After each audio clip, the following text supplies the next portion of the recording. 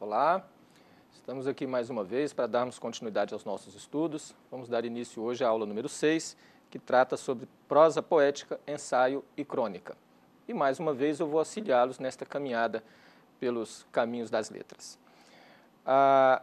No campo da prosa, da poesia, no campo da arte ou no campo literário, tudo é arte. Sem pragmatismo, porque aí nós estaríamos entrando num campo meio nebuloso, sem podermos meio que definir as coisas, uma vez que a pragmática nos diz que tudo é correto, tudo é certo, não é? A pragmática chomskiana, mas é meio complicado. Mas, enfim, em termos literários, tudo é arte.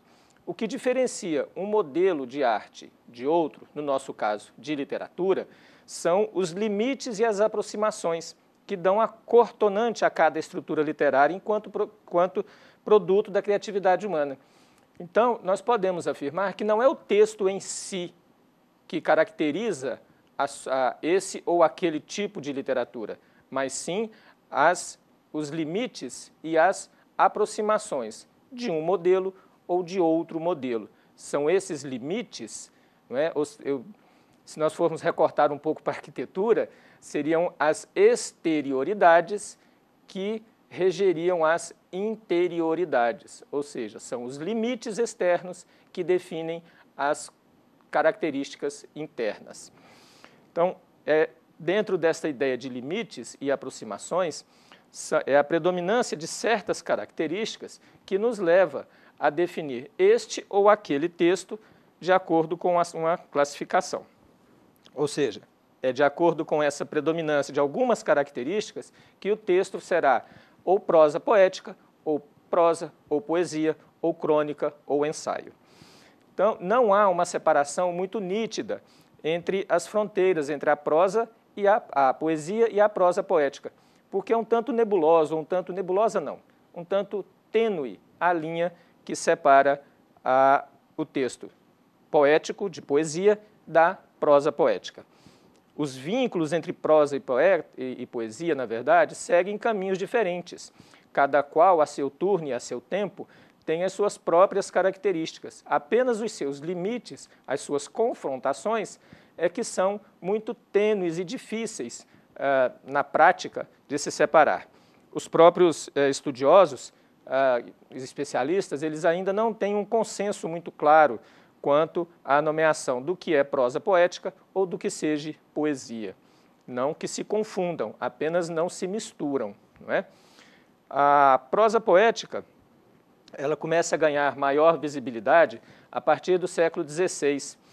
A partir de 1540, ganha o nome de style poétique ou prose poétique, não é?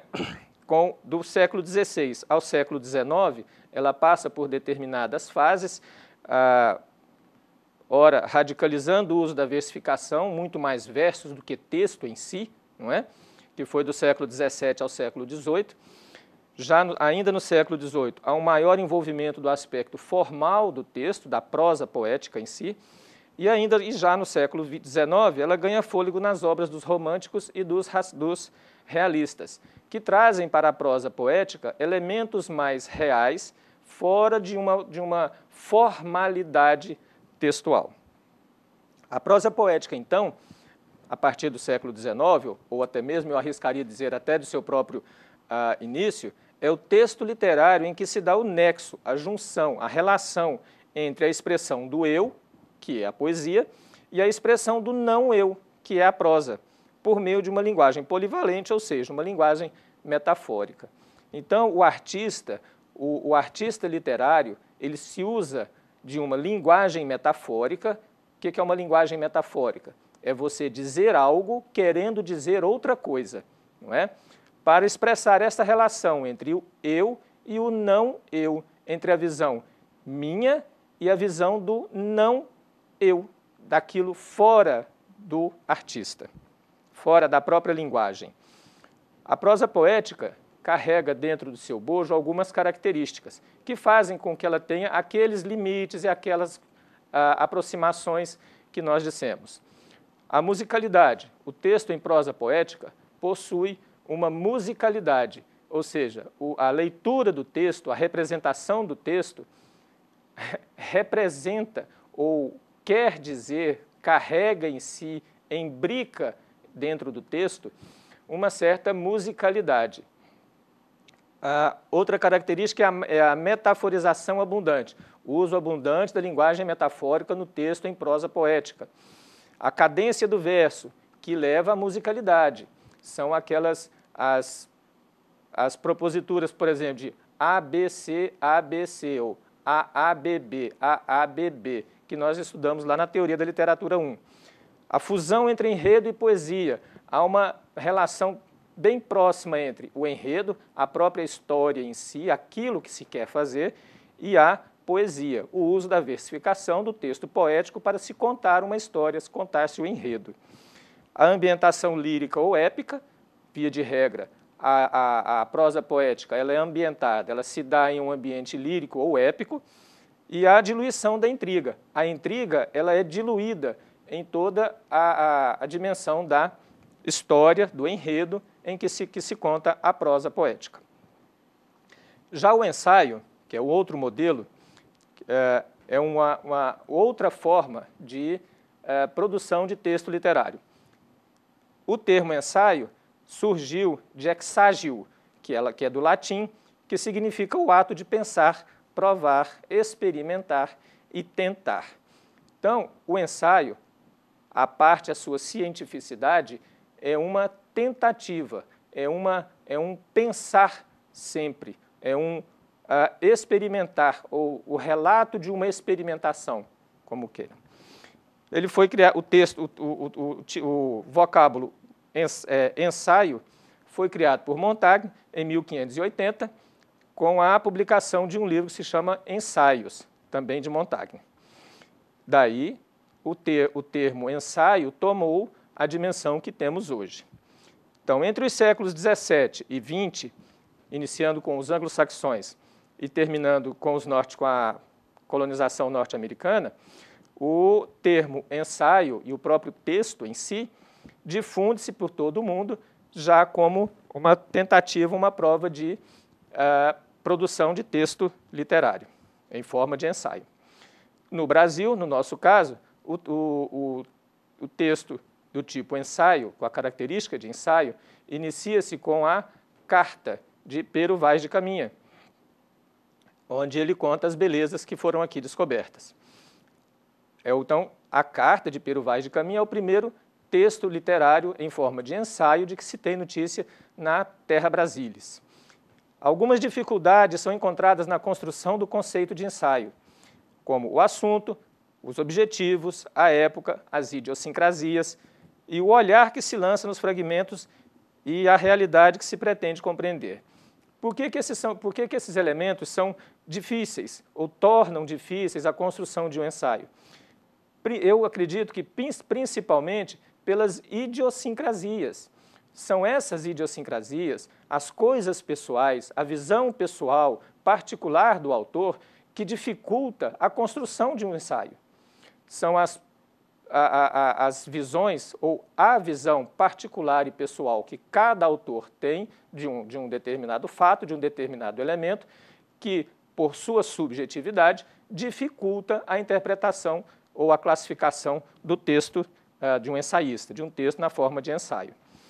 Entretanto, os traços que definem o ensaio são a brevidade. O texto literário em forma de ensaio ele deve ser breve, ou seja, curto, sincero, ele não pode haver meias palavras, né? Não há por que você não ser sincero em um ensaio. O intervalo é um curto intervalo de tempo, um antidogmatismo, porque não que ele vá contra os dogmas impostos, mas o ensaio busca, por sua vez, quebrar os paradigmas, quebrar os dogmas instaurados. A humildade, porque ele tem que ser aberto à crítica, logo, ela é uma obra aberta, e o estilo, que traz a forma com que a pessoa, com que o autor escreve e constrói o seu texto, que são os traços definidores, característicos do ensaio. Dessa forma, então, nós temos dois tipos de ensaio. O informal, onde o autor tem a sua liberdade criadora, digamos, para fazer o que bem entender, digamos assim, e o formal, onde há uma seriedade de propósitos. Eu poderia dizer, então, que o ensaio informal seria o texto aberto, sem maiores rigores.